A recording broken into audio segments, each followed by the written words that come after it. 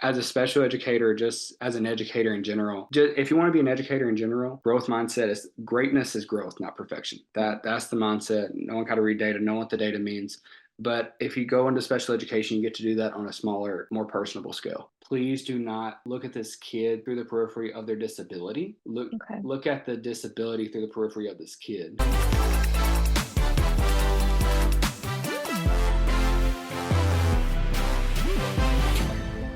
Today, I will be interviewing Matt Gomez to learn about what it's like to work as a special education teacher. So, Matt, welcome. Thank you for joining me today. Hey, thank you for having me. It's a pleasure to be here. Of course. So here at the Job Dictionary, we like to start off with three kind of rapid fire questions. So, Matt, in your own words, what do you do? Where do you live? And when you were a kid, what did you want to be when you grew up? All right. Well, I am what I do. I'm an educator. I'm a special education teacher. We'll go more into that later, but I love what I do. I get to help kids be successful and whatever that looks like for them. I live in Houston, Texas, Southeast Houston, so around Pearland, Pasadena area. Love it Okay. down here. Um, and what did I want to be when I grew up? I actually wanted to be an astronaut when I was a kid. Wow. Yeah, I wanted to be an Wow. astronaut, but I wanted to be an astronaut in a three-piece suit. That was my dream. So That was the goal. yeah, yeah, exactly. So that's what, but I'm terrified of heights. I always wanted to go into Ooh, like, yeah, Air Force or NASA, but I'm terrified of heights. I never understood how that was going to work out, but then, I found my passion in teaching and been doing it ever since. that's amazing. So tell me a little bit about how that kind of pivot happened. You wanted to be an astronaut, but then you got into special education. Tell me how you got your start in this field and also how long you've been working in it. That's a great question. So, like any other, I don't know if any other millennials are in the same boat right now, but I got my bachelor's with a lot of debt and no direction. I had all Okay. these ideas, and I think I probably went through the entire catalog of majors and minors you could go through and just figure Right. out what's gonna what's gonna make the most money, and then it's like, well, what's gonna make me the happiest, all this other stuff. So, Right. my undergrad is in kinesiology, which Wow.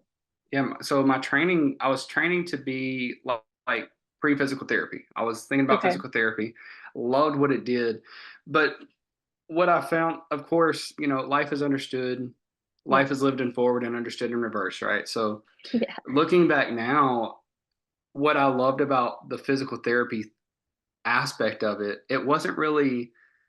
I mean, physical therapy is really cool. It's like that was my first exposure to like holistic medicine and all neural pathways.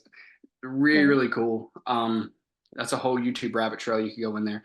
But what I really liked was the physical therapist had such a passion for teaching up and coming physical therapists, and he just Okay. loved it. He just loved talking about it, and the way he would Wow. educate not only us that were watching us, but he would educate his patients. Like, hey, this is what's going on. Think of, Right. I'll never forget this analogy. Think about it was a stroke patient, a patient that survived a stroke and lost their ability to walk. Wow. So he said, think of like some woods, and there was a beaten path, but then a storm came, which was your stroke, and a lot of branches, a lot of debris fell into that path. What we're Okay. doing right now, because he was moving his leg into the appropriate gait. I'm moving your leg in motion so we can get those branches and that debris out of the way, so we can have a clear path so your body knows where to go and what to do. Right.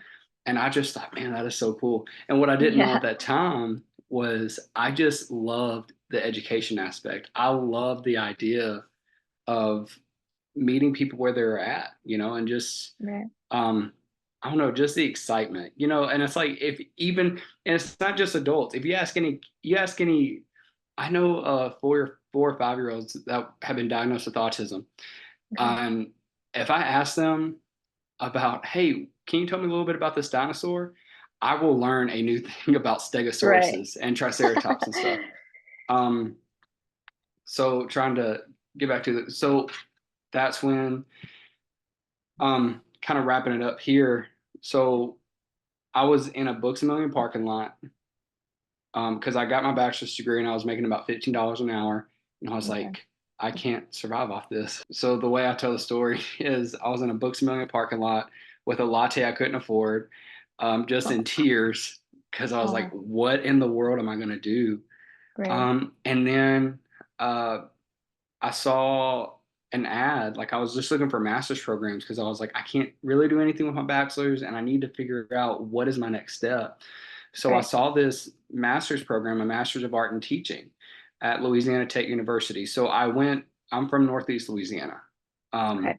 so if anybody listening is familiar with Duck Commander, my house was about 10 minutes from those guys, from their shop. So that was my neck of the woods. And I was actually from a smaller surrounding town from West Monroe. But so I got my undergrad at University of Louisiana at Monroe. And then ended up getting my master's of art and teaching at Louisiana Tech, Cool. um, and started teaching around that area. And then about 3 years ago, my wife and I moved, felt the pull to Houston to Right. start serving the students around here, and it has been awesome. Um, it's been challenging, but it's kind of like I heard somebody say the thing about leadership, and I think it's somewhat true of education, but it's like leadership really isn't fun, but it's rewarding. Okay. But what's cool about education, there's a lot of fun if you come into it with the right attitude, if you have Yeah. the, you know, Yeah. um, but yeah, so that's kind of how I landed on education. It was kind of like I stumbled into it. Like, I hear people that said I knew I was going to be a teacher when I was 5. I didn't. I was, I was like 20 something. And I was like, you know what? Teaching does make sense. And it has been incredible. And I love it. That's great. Yeah, it's kind of why we started this whole podcast really is because there's a lot of things out there that people just don't know of or don't think are options for them.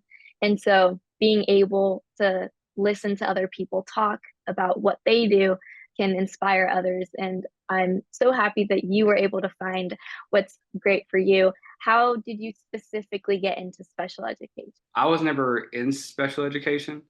but I was diagnosed with ADHD, when Okay. I was a kid. Um, I just, even well back in my day, it was still attention deficit disorder back when ADD was a thing before it. Right. From what I understand, it got removed from the DSM, and now I would be categorized under ADHD inattentive. But what got me into special education was one, there's a huge need for it. You won't go down the corner to a school that doesn't need a special education teacher, Right. um, because it's such, and especially now, the diagnoses of autism, ADHD, ODD, the entire alphabet soup of neurodivergence, right? It's Right. growing and growing, and also people that really just called to me because the spirit of special education, and we'll talk more about this later, but Right. the spirit of special education is meeting the kids where they are. Um, and I love that. And that's what all teachers do. But what I get to do as a special educator, I work with smaller groups. I'm able to work more one on one with the student. And I have kids ask me all the time because I just kind of go in and help. I co teach, but I'll have students ask me, Mr. Gomez, don't you ever wish you were a real teacher? Because they're thinking content teacher. And I have colleagues that bugs them. But for me, I'm like, no, I would never be a real Right. teacher. I would rather do what I do now. And, just as a small joke, but that's how I land on special education because my background is in behavior analysis, working with kids with Okay. autism. Love those kids, and I learned so much about myself from those kids. That's So amazing. I was like, I wanna work with more kids like this. It's like the story I go to. I had a kid throw a chair at me, Oh. and I had two thoughts. I was like, homie, you just threw a chair at my face. And then the second thought was like, but why though? Why? Yeah. So You must be that's doing something. exactly. So Yeah, my job's always fun. And that's why I went on the special education side. that's great. And so now within special education, are there specific specialties that one can, I guess, go into? And if you could Absolutely. explain some of those, that would be great. Man, it is. Oh, man. If you can think of, I'll give you a few just to kind Okay. of start because every state is different. And even, I think every program's like this.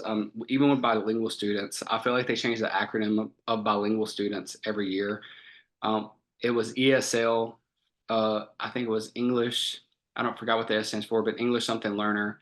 It was Yeah. ELs, English learner, um, and then they were doing like a murder, but those things changed. So I said that to say SPED, special education, is the same thing. We have different things, but essentially, I'll tell you what our setup was at school.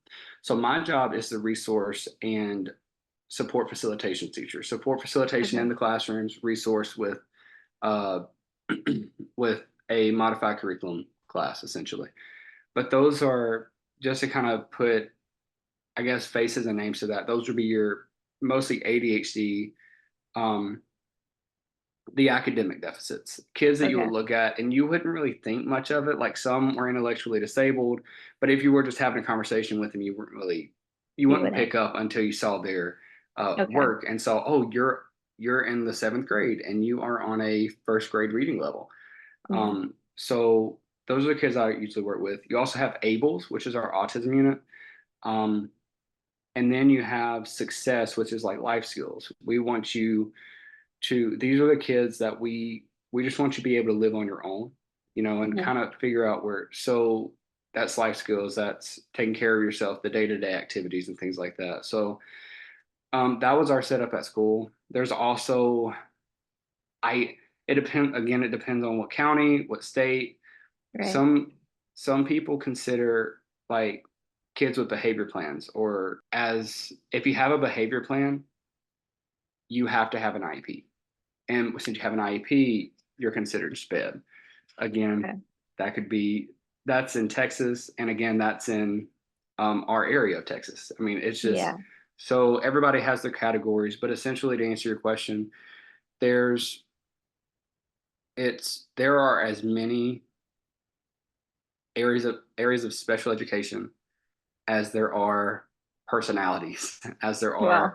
are, yeah, like we just try to find what I like about education is, all the qualms and all the cynicism that can surround that. What I do appreciate, there are people in the lower management side of things, like we need to figure Hmm. out, okay, like Abel's, our autism using isn't working, so maybe we try them in Yeah. success.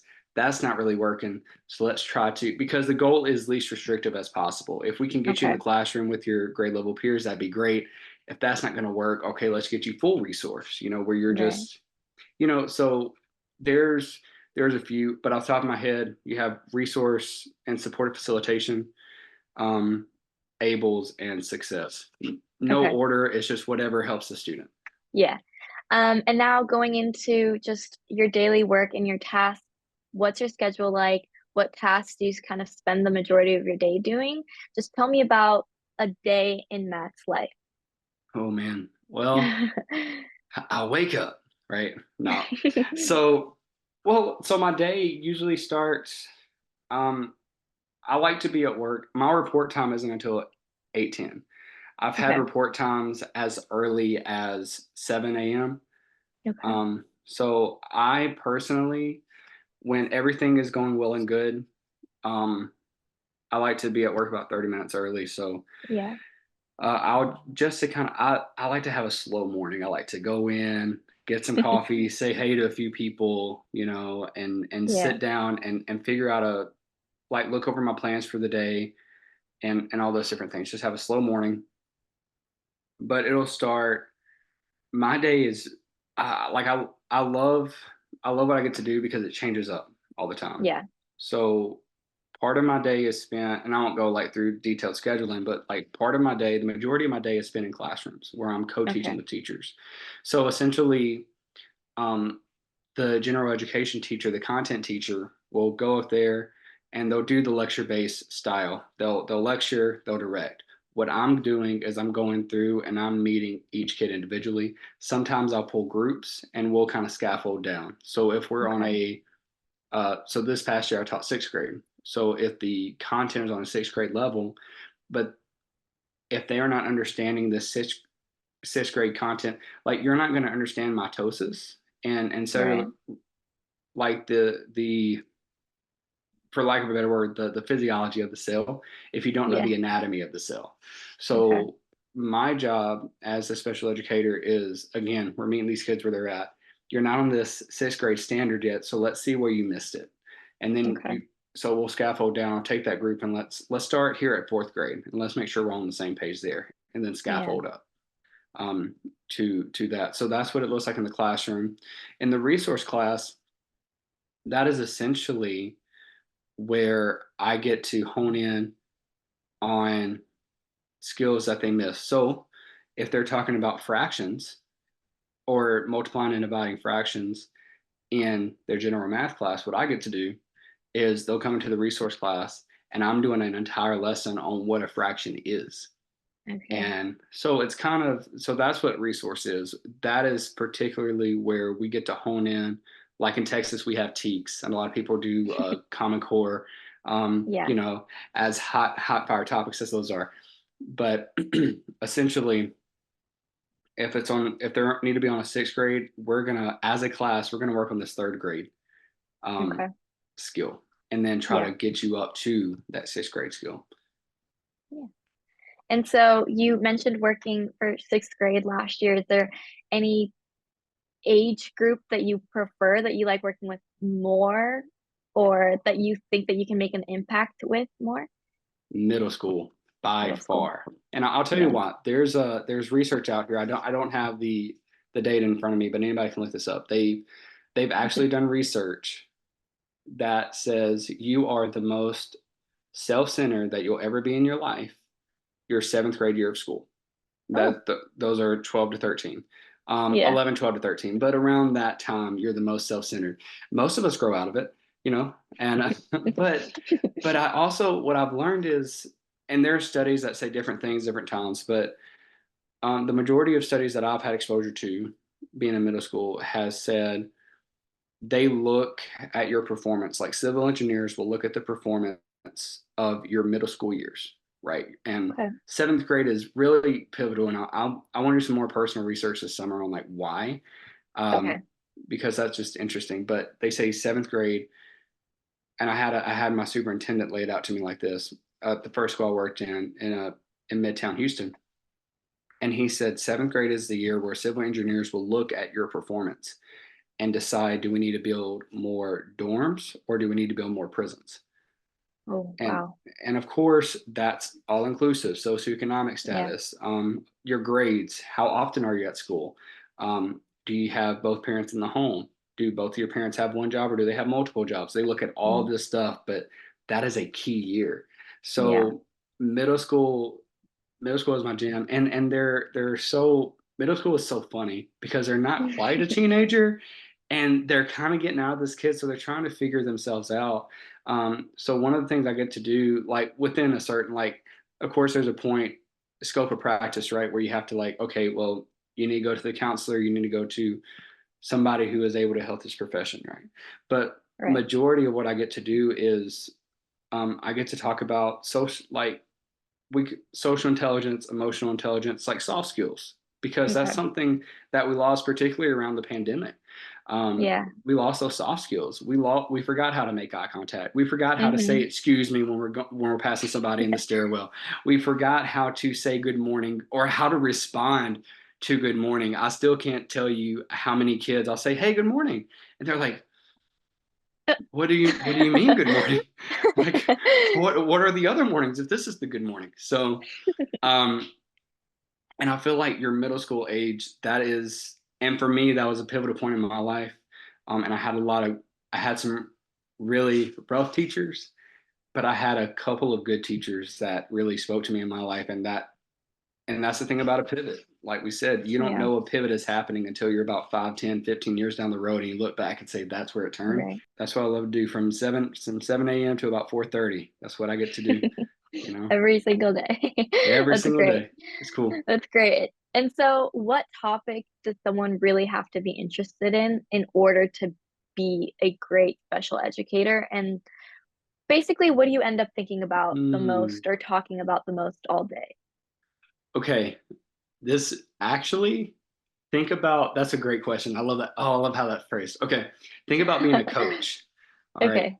Think about being a coach, and what does a coach do? In fact, the first school I worked at was a charter school, and we weren't called teachers, we were called coaches. We were called Oh, learning coaches. Everyone was a okay. coach. Interesting. So, and here's what a coach does, right? You look at the data of your player, like a football coach. We look at the data. It's like, okay, this is your speed, this is your batting average, this is all the numbers. And then we figure out a regimen that Mhm. you need to work on. We're not trying to get you to be as good as someone else. We're trying to get you to grow. That's my job as Right. your coach. I want you to be the best athlete you can be. Same Okay. thing is true for if you want to be, and I say special educator, if you want to be an educator, I think for me, I'm able to do that more. I feel like with my talents and my approach, I'm able to do that more in a special education setting.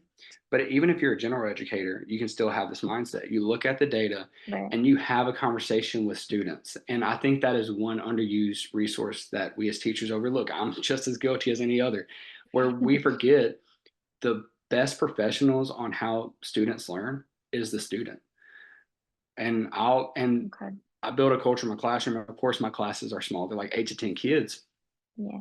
But they built a culture where they can stop me in the middle of my spiel, say, "Mr. Gomez, I understood it, and then you kept talking and you confused me. Okay. What are you?" Yeah, and that's the thing. Like and that's so soft skills. Like you can say that, just be respectful because you got it. You have Right. to. If you don't understand, you got to advocate for yourself. Yeah. So to go back to your question about what is one thing that you would like want to, what does your mindset need to be when you're going into special education? It needs to be growth. I mean, Okay. if so, for example, yeah, if you're in sixth grade and you're on a first grade reading level, I would love for you to be on a sixth grade reading level, but like that would be Right. amazing. But if you grow, if by the end of the sixth grade year you grow to a third or fourth grade level, and there's two ways to look at that. One is like, well, he still hasn't met the mark. As a special educator, you have to shift that mindset to Right. homeboy grew 3 grade levels in 1 year. Yeah. Yeah. He did in 1 year what takes most kids 3 years to do. And Yeah. that's That's amazing. incredible and should Yeah. be celebrated. I've had a couple Yeah. instances like that, and it's just there's so many aspects. So being data driven, but data driven not for the number, but data driven for the story. Like if I Okay. notice somebody drops down 10 points on their average score, did they have breakfast that day? Did they eat? How is everything at home? Um, are they showing up to school? Mm. It's because that also helps shape the conversation with the parent that, and this is maybe jumping ahead a little bit, but it also helps you with parents to, I'm not coming against you, mom and dad. I want to work with you. What can I do on my Right. end to make sure that your child's successful? Because we both want the same thing. Yeah. So, as a special educator, just as an educator in general, um, just, if you want to be an educator in general, growth mindset is greatness is growth, not perfection. That's the mindset. Knowing how to read data, know what the data means. But if you go into special education, you get to do that on a smaller, more personable scale. Yeah. Data driven for the story. I love that. Thank you for sharing that. Yes, Kind of yes. building off of all of that, specifically talking about your educational path or just any special educator's path. Are certain degrees or certifications really required to get this job? What does someone's training look like before becoming a special educator? That's great. Great question. There's a couple ways you can do it. You can go into your freshman year if you're like, I want to be a special educator.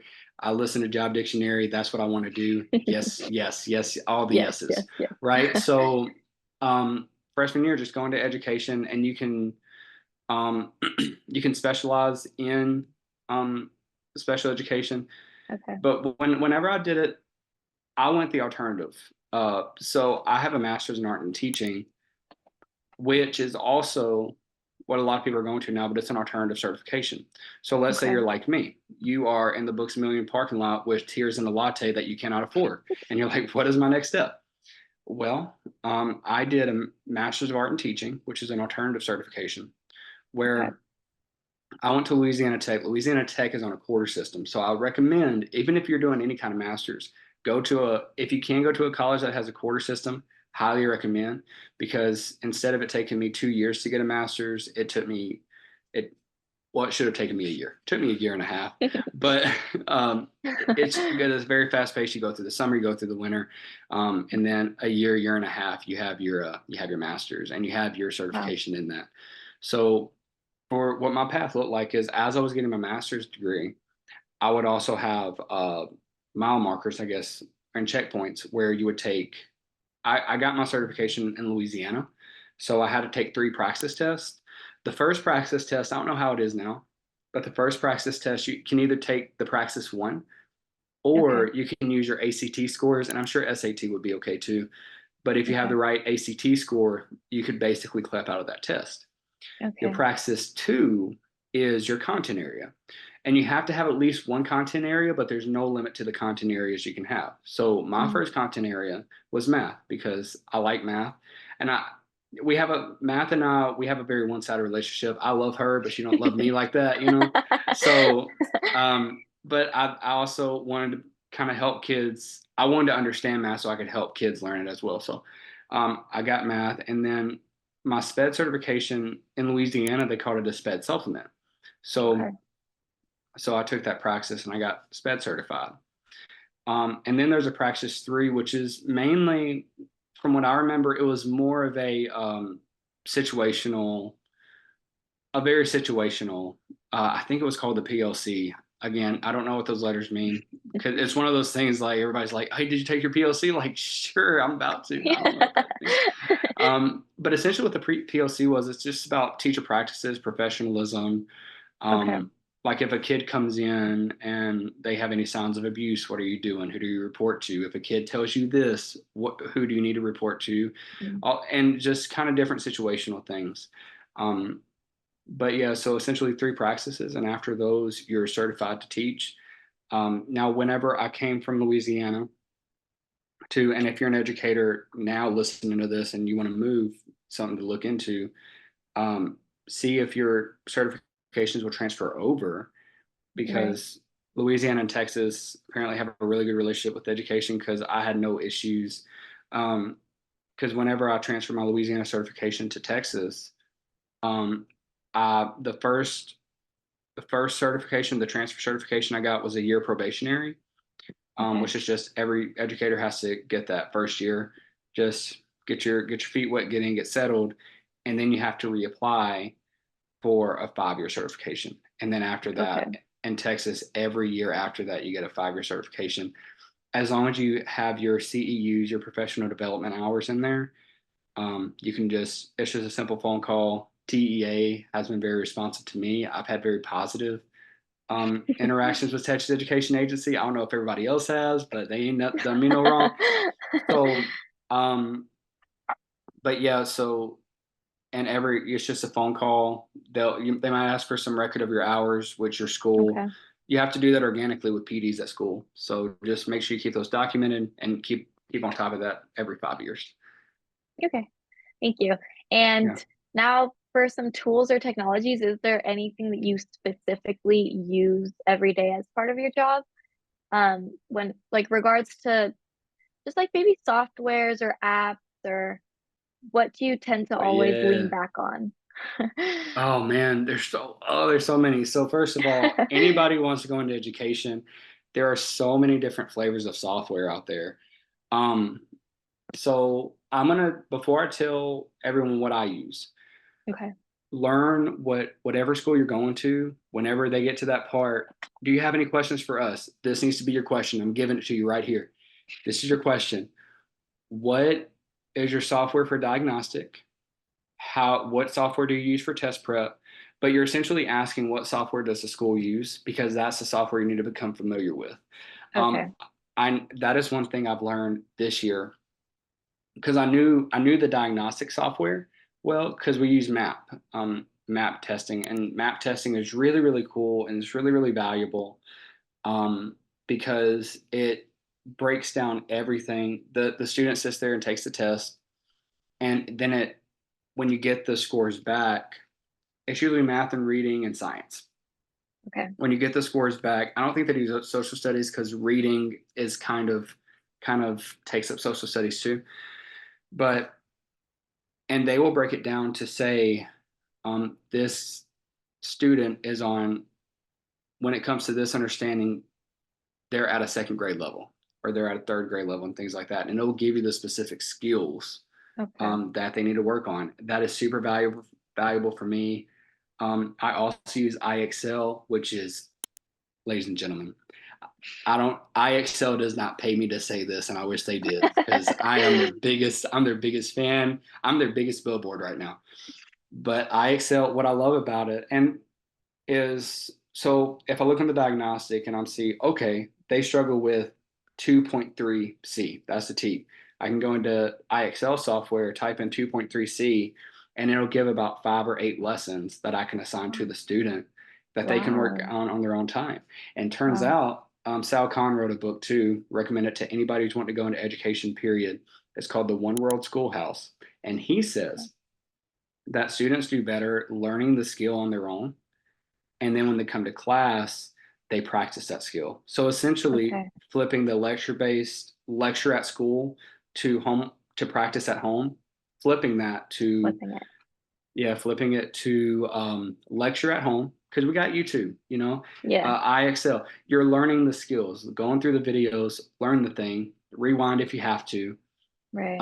and then we're going to practice that in the classroom, and then you'll get feedback from the teacher. But IXL is a good thing for that. I can go into all the bells and whistles. Just go on YouTube, and for all the nerds out there, you'll love it.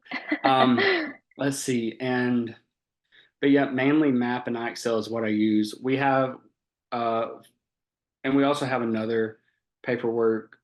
Another software for like all the SPED paperwork. I will tell Okay. you this: anybody who's wanting to go into special education, they're like, "Oh, I would do SPED, but the paperwork." It's not that bad. It's really not. It's not any more than you would do as a general educator. And what's cool about the SPED paperwork is it's not paperwork talking about numbers. It's paperwork talking about the kid. Now, some of it's monotonous. Some of it, like the Texas State or the powers that be Department of Education, they like us to repeat ourselves a lot. Um, but it's really, I just want to kind of say, if you're worried about the paperwork, don't worry about it, because we have software now Right. that does all that. So if you first day on the job, in the interview, ask what software. First day on the job, find your SPED supervisor, find whoever your direct superior is, sit down with them, and have them explain. I've been to a lot of PDs. I love PDs, but some of them are useless when it comes to SPED. But go in with your supervisor, have a one-on-one. All right, if I need to do this, this, and this, when I write an IEP, when I do progress reports, when I do all these things, where do I go on this website? And they'll sit down with you. So, um, So yeah, yeah, great. yeah. So to wrap all that up, it just depends. What Yeah. does your school use, and figure that out. But I excel. Get that, and just preset to your principal. Like, please let us get this, because for the kids. Okay, good. And okay, so now moving on, these next set of questions are probably some of my favorite ones, and I can't wait to hear your answers since it Yeah, sounds like you just love being a special educator. So, as it's a all right. special education teacher, what part of your job is the most interesting or the most exciting? Hmm. Um, Most interesting or most exciting? I'm going to tell you this. Kids, I'm going to preface, kids are very aware of how behind they are.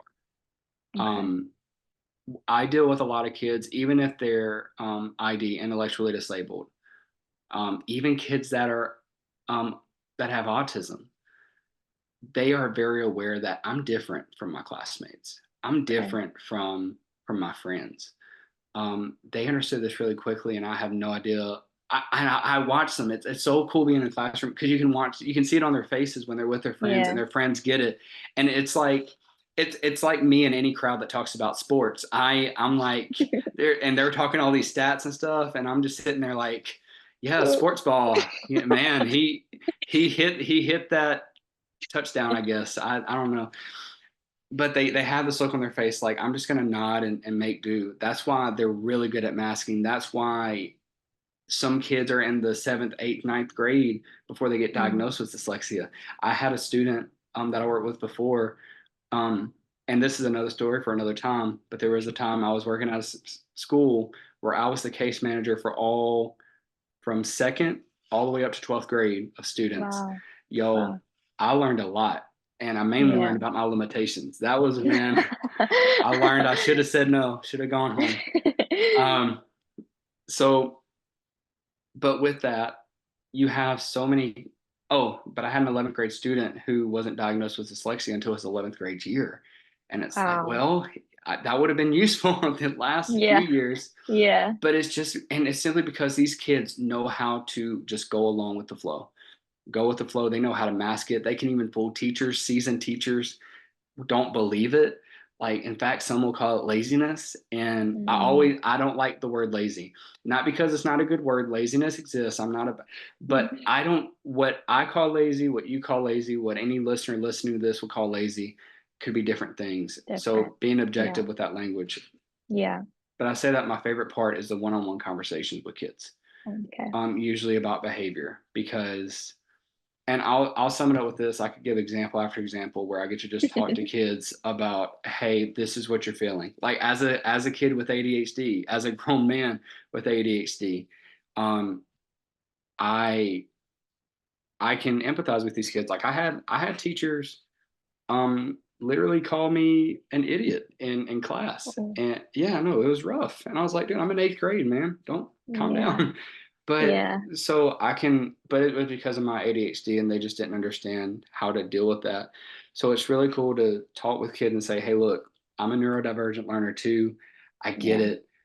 You feel like you're behind your class. You feel so empathizing with them to say, this is something, does this sound like what you're feeling? Okay, well, these are the names that we give your feelings.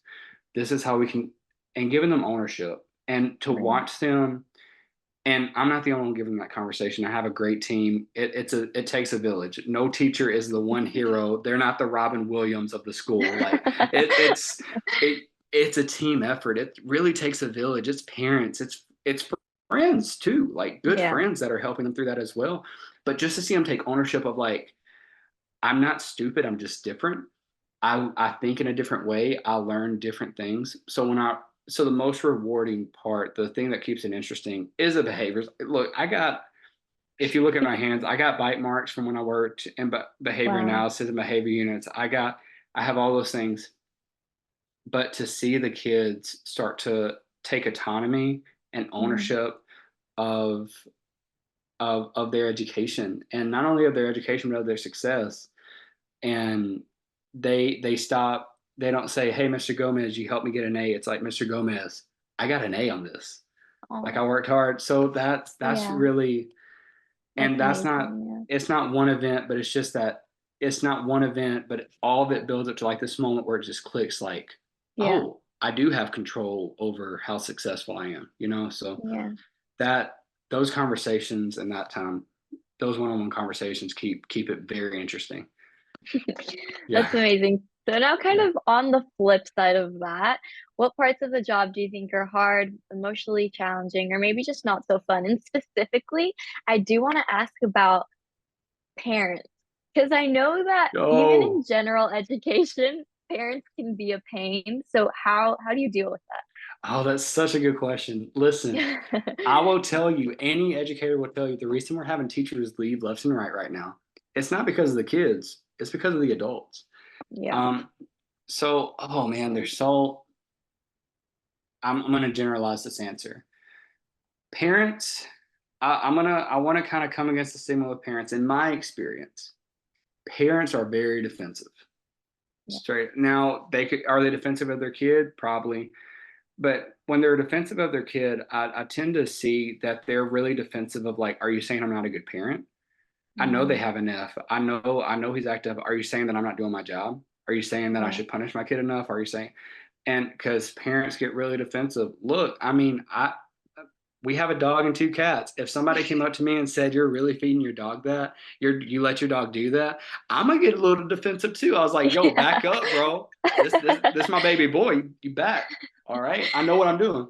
Um, so so I get it. So with the parents, the main thing with parents is make sure that they know what you're saying, because you can say something and they receive it some sort of way. Because you may Right. not know, if I'm a teacher calling them about a child's behavior, I never go into like, we're coming against your child because your child's being a terror and we need your backup before.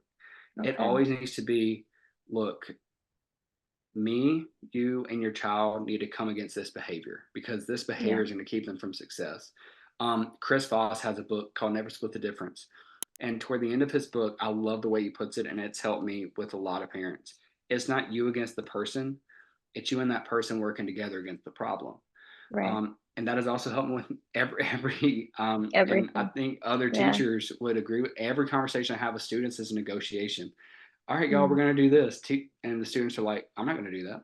It's like, and they're now we start negotiation, not a power struggle, but it's like, okay, so what are you going to do? And kind of Right. have those conversations. So with parents, um, having a little bit more empathy on just your job when you first talk to a parent, especially about a kid with behavior, which is let them know you're on the side of their kid. Your team, Okay. you're on the same team with them. Like, I'm here for your kid, man. Like, I just I want your kid to be successful. If there's anything I can do, let me know. Like, I'm reachable. Mm. Here's my number. Here's my email. Let me know. My school number, obviously, boundaries. But now what I've also found is there's so much negative talk among my colleagues and among some admin. Mm. Not presently, so I don't feel bad saying it, but in the past, I've worked with so many people that like, oh, that's just a bad kid. That's a bad kid, blah, blah, blah. And the thing is, behavior is communication. The kid is trying to tell us something. What are they trying to tell us? And whatever they want, they feel like this behavior is the only way to get access to it. So there's an acronym called HALTS, right? It's how to deal with an angry student, how to deal with an angry Okay. student. But essentially, HALTS is HALTS. So the A stands for angry. I can't. The H stands for hungry. So the question is, it might be a simple fix like that. I can't. I can't fix angry, but I can fix hungry. Let's get you something to Right. eat. Um, L is lonely. They might be angry because they're lonely. They don't have any friends in the Right. class. Like, Yeah. okay, I can't fix angry, but I can sit you with somebody I think you'll like. Oh, you like Harry Potter? I know James likes Harry Potter. Y'all need to, he actually has some books with him. Go sit with him. Y'all check them out together. So lonely. What's LT? Oh, T is tired. Hey, Right. you seem a little sleepy today. Why don't you go in the back, lay your head down? Cause I can't deal with angry, but I can deal with tired. And then S is scared. Like, if you're nervous, it's hard to focus. Like, Yeah. if you're worried about what's going to happen in the hallway, like, I can't focus Mhm. on dividing fractions right now because I think I'm about to get Yeah. jumped out in the hallway. Yeah. That's where, hey, are you worried? Are you okay? Look, we'll get you an escort, or and all this other stuff. So we'll Yeah. get you an escort to the next class. So we can fix hungry, we can fix tired, we can fix sleepy, we can fix um stuff like Scared. that, Yeah. scared, and we can't fix angry. So one of the biggest challenges, to go back to the question, is communicating to the teachers and to your team. Please do not look at this kid through the periphery of their disability. look Okay. look at the disability through the periphery of this kid, because this kid's, again, intellectually disabled. He's not good at school, but he can also take apart a car engine. I actually had a kid who was ID, Wow. and he could take Wow. apart a car engine and basically put a car back together again from scraps. Wow. Incredible. And so it's just a different flavor of intelligence, Yeah. right? So trying to so that's the thing with parents, how to deal with the adults, right? With parents, let them know that you're on their team. We're all on the same team. With teachers, we're on the team of the kid. We're not treating the disability. We're meeting the kid where they are. Yeah. And with admin, just being, we can't expect what we don't express. Admin is there to support teachers. Teachers are there to support students. Mhm. So if you're not feeling support from your admin, be very clear as to what you need. I need support. All right, what the heck does support mean? What do you mean support? Yeah. Um, but can I have about 10 more minutes on my lunch break today? Hey, I'm having a really hard day. My Mhm. second period was rough. Could you come and sub? Could I get a sub Can I get Yeah. somebody to come in here for the first 10 or 15 minutes of class? I just need a breath. You Yeah. know, be very specific. What do you need from admin? And any admin worth their salt. They don't even have to be the greatest admin, but if they're just like mediocre admin, they're like, yeah, for sure, we can do that. Like, because at the end of the day, the admin wants you to be happy because if you're Right. happy, the students will be happy, the parents will be Hmm. happy, and everybody works together. Yeah. So parents, colleagues, and admin, that would be my advice on how to deal with the adults. And I'll just say parents are the easiest of those three. And I'll Oh, just say wow.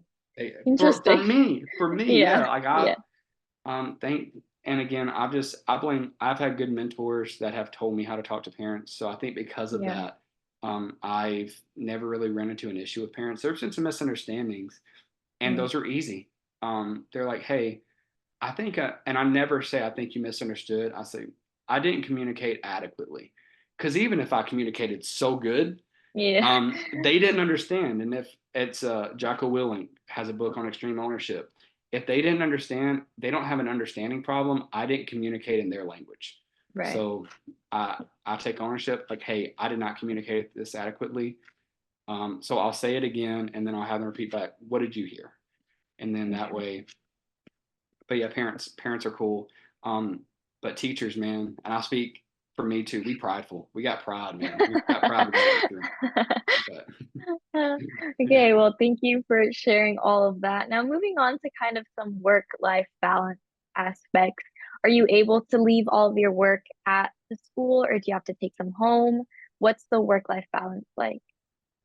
it again depends on your school. Right. I have. Let me tell you again.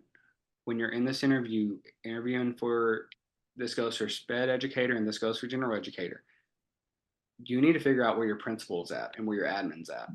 Because Okay. if the admin is job first, everything else second, for me personally, red flag. Yeah. Yeah. My admin is family first. Okay. Um, it's funny because there's a juxtaposition. My wife was working at a school and I was working at this school. And um, my admin had just said, hey, look, if y'all have to leave an hour early to go pick up your kid or to get a doctor's appointment, don't take PTO for that. Like, go. Mm. Like, we want you to be able to do that. You know, Yeah.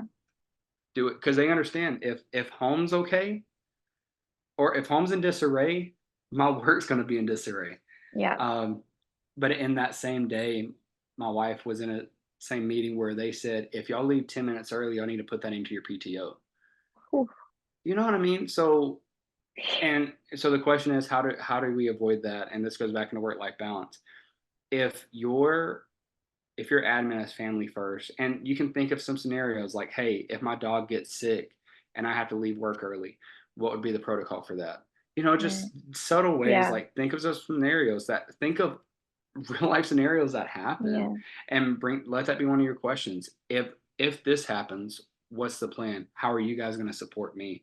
Because we're, like I said, we're there to serve the kid as educators. Admins are there to serve the educators.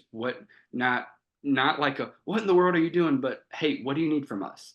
And that's what my admin is. And I think it's synonymous with they're very family first, mental health first, like take care of you so you can be the best you are for these kids. Yeah. And I will say, I won't even go into the details of the story, but essentially, I got let go from a position Okay. because of my work life boundaries. Because at the end of the Yeah. day, um, it's very morbid, but if you left this world tomorrow, there would be a job posted on Indeed for your job. Yeah. Yeah. But if I left this world tomorrow, my wife is gonna be a widow. Yeah. My dogs and cats are not gonna have their dad anymore. Like Yeah. so that was very, and I got let go from a job because of those boundaries. Mm. But again, there was this spirit of reciprocity of, and I'd say it in every interview. I will say, when's my report time? When do I clock out? 4:30. Okay, so at 4:30, from 7 to 4:30, I belong to you guys, and I belong to these kids. I'm theirs. Okay. Right. Um, with the understanding that if life happens, I gotta deal with life. But at 4:30, and it's become a running joke, but at 4:30, I belong to my wife and my pets. Right. That's who I belong to. Right. And it's been understood, but I have been let go from a job for that. But I promise you, um, you will be. I'm so thankful that I was let go from that job and landed in this one, than to Mm, be in that job for 10 years at the risk of losing my mental health, yeah. at the risk of Yeah. losing my family. So, and I'll say that's what causes burnout. It's not from the things Mhm. that you do that causes burnout. It's just things you stop doing that causes Yeah. burnout. So figure Yeah. out those things to give you peace, and then make those non-negotiables. Yeah. That's great advice. Thank you for that. Yeah. Now, kind of moving into more of I don't know, maybe like the technical side, maybe the industry side of it. I did have to do some research before coming on here, and it looks like the average income for a special educator is around, according to Google, is Mm-hmm. around 65 to 70,000 a year. From your Mm-hmm. experience, is that accurate? What do you think about that number? Okay, so that is, I would say my experience. No, like I've never made 65,000. Oh, Okay. I think a more appropriate would be anywhere from 58 to 62. Okay. Now this is from the first 5 years, because I think that 65 to 70,000 number, that is coming from, like, about every pay scale is different for the majority. Every year you Right. get a $500 raise. Okay.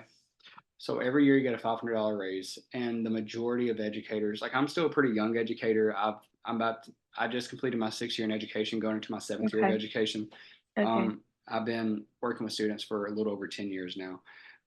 But what what I found is there are stipends, though, with education. So even though my salary might be, you know, um, and I'm not like just trying to be, like, is it being coy? I'm not trying to be like secretive or whatever. Like, it's because you can look up my salary.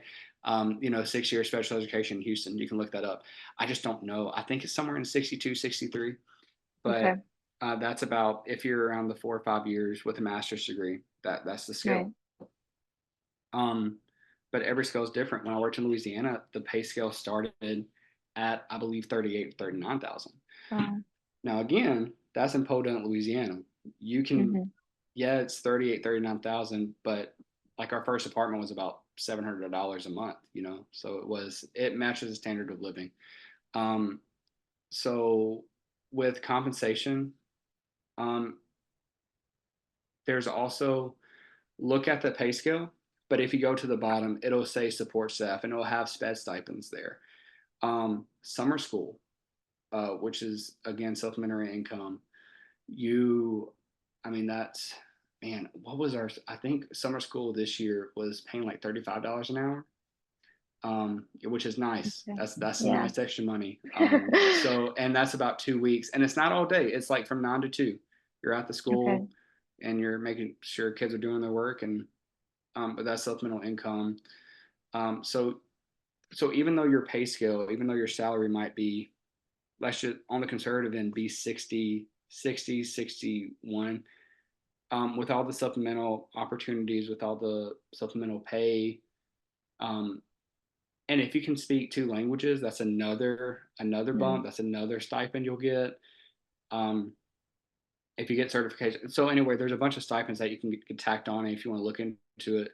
But those will bump you. Those have the potential to bump your salary up by like maybe yeah. five, possibly $8,000 Wow. in the year. So that's Wow. a good question. Yeah. Yeah. I know people get weird. Like, I don't want to say my salary, but you're Yeah. an educator. Like, we can look it up. But I ain't gonna be nosy like that. Yeah. But yeah, I think that's a good So question. yeah, so now we kind of want to give our listeners some advice on how to get into this career, and what better advice is there than that of a professional? So, Matt, what do you recommend that candidates that are interested in special education do to set themselves apart from other job seekers? What are some programs or certifications or books that they can read to get their foot in the Yeah. door? Okay. So that's a really good question. I can only speak from my experience. I would recommend, because here's the thing. I got my bachelor's in kinesiology. I got my master's in teaching, master's of arts in teaching. I also got some certifications in there as well.